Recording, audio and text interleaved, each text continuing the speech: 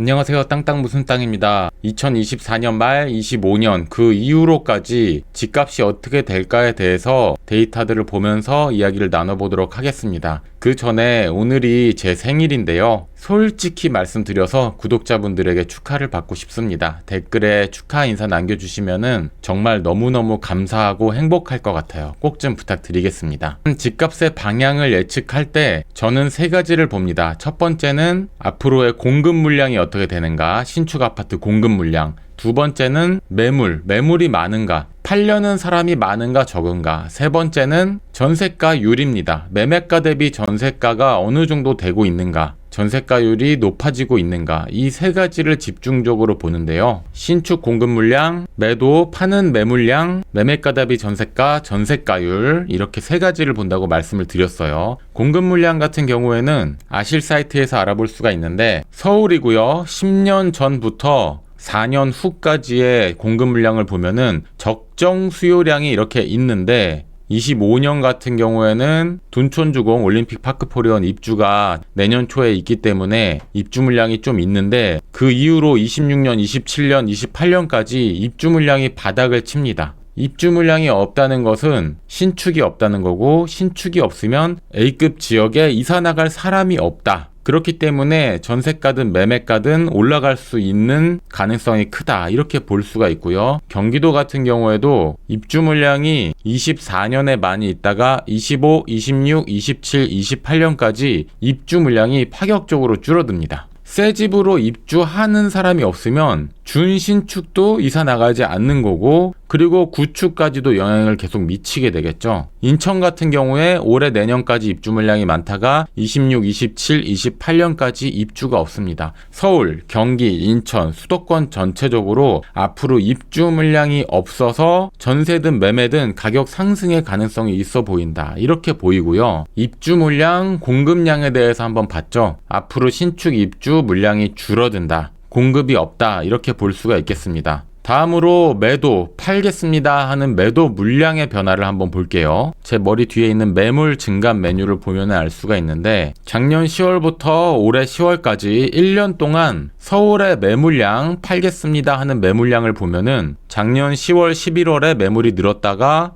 올 초에 매물이 줄었다가 올 상반기에 매물이 다시 늘었다가 올 여름에 매물이 줄었다가 지금 다시 매물이 늘어나고 있는 모양입니다. 팔아주세요 하는 사람이 늘어나고 있다는 거예요. 서울을 보고 있고요. 수익 실현을 하려는 매물도 있을 수 있고, 다주택자 중에서 양도세 중과 유예 기간일 때 양도세 중과를 받지 않으려고 파는 매물이 늘어나고 있을 수도 있고, 내년 5월까지 다주택자 양도세 중과 유예 기간이기 때문에 올 말에 매물이 늘어날 수도 있는 겁니다. 그리고 일시적 1가구 2주택 매물이 나올 수도 있고요. 어쨌건 지금은 매물이 늘어나고 있습니다. 물론 이것이 실거래보다 낮게 싸게라도 던지는 매물이라고 할 수는 없지만, 어쨌든 매물이 늘어나고 있다는 것은 가격 하락에 압력을 주고 있다라고 볼 수가 있겠어요. 경기도도 한번 볼게요. 경기도 같은 경우도 서울이랑 거의 비슷한 움직임입니다. 작년에 매물이 확 늘었다가 조금 주춤하다가 올 상반기에 매물이 늘었다가 여름에 매물이 줄었다가 현재 매물이 1년 전고점을 뚫고 팔아주세요 매물이 늘어나고 있습니다. 앞으로의 입주량은 없지만 팔아주세요 하는 사람은 늘어나고 있다. 인천이고요. 인천도 비슷한 움직임을 보이고 있습니다. 매물이 늘고 있죠. 서울, 경기, 인천, 수도권 전체적으로 팔아주세요 매물이 급격하게 늘어나고 있다, 이렇게 볼 수가 있겠습니다. 공급 물량은 줄고 있고 팔아주세요 매물은 늘어나고 있는 상태입니다. 다음으로 볼 것은 전세가율이에요. 전세가율이라는 것은 매매가 대비 전세가 어느 정도 하느냐. 예를 들어서 매매가가 10억이고 전세가 7억이라면은 전세가율은 70%라고 볼 수가 있겠습니다.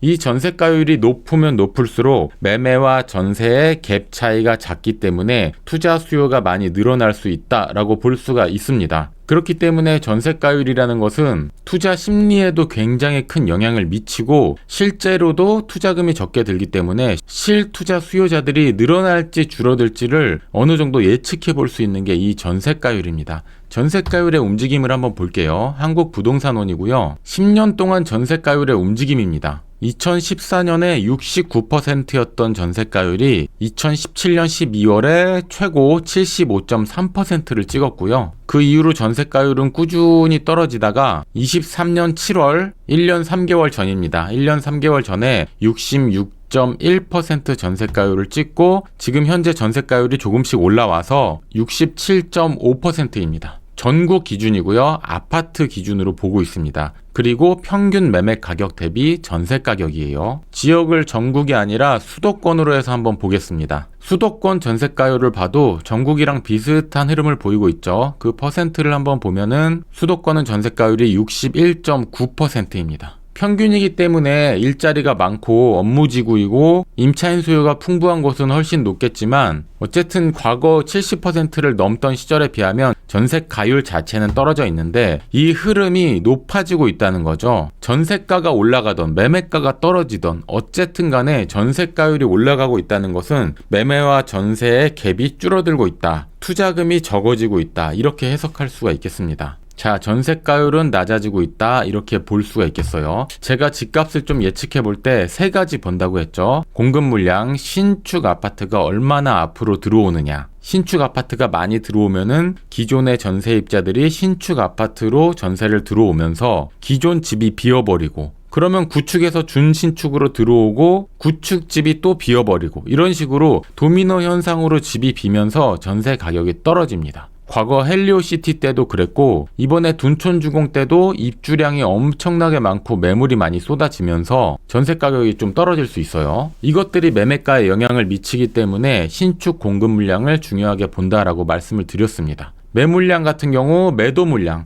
파는 사람이 많으면 가격이 떨어지고 팔 사람이 적고 살 사람이 많으면 가격이 오르게 되어 있죠. 그렇기 때문에 매물량의 추세는 앞으로의 집값의 방향을 예측하는데 아주 중요한 데이터라고 볼 수가 있겠습니다. 전세가율 같은 경우에는 전세가율이 높으면 실제 투자금이 적어진다. 전세가율이 높아지고 있다는 것은 투자 수요가 늘어나고 있다고 해석해도 크게 문제가 없다. 이렇게 보시면 됩니다. 오늘 본 데이터 기준으로는 공급 물량 같은 경우에는 계단식으로 줄어드는 지역이 있고 내년부터 확 줄어드는 지역이 있었죠. 전체적으로 서울, 경기, 인천, 수도권에 공급 물량은 앞으로 없습니다. 두 번째로 본 거는 매물량, 매도 물량이었죠. 매도 물량이 올 여름에 줄었다가 하반기 들어오면서 급격하게 상승하고 있다. 서울, 경기, 인천, 수도권이 마찬가지로 매도 물량이 상승하고 있다. 전세가율 자체는 수도권 전체적으로 조금씩 올라가고 있다. 종합적으로 요약해서 보면 신축 공급 물량은 줄어들고 있다. 현재 기준으로 구축 팔아주세요 하는 매도 물량은 늘어나고 있다. 전세가율 자체는 조금씩 높아지고 있다라고 볼 수가 있습니다. 1번, 3번 데이터는 집값의 상승을 이야기하고 있고 2번 매물량 데이터는 집값의 하락을 이야기를 하고 있네요. 중요한 거는 이 매도 물량의 호가입니다. 호가. 집 주인들이 팔아주세요 하는 가격인데 이 호가 자체가 실거래보다 떨어지지는 않고 있어요. 뭐 지역마다 차이는 있겠지만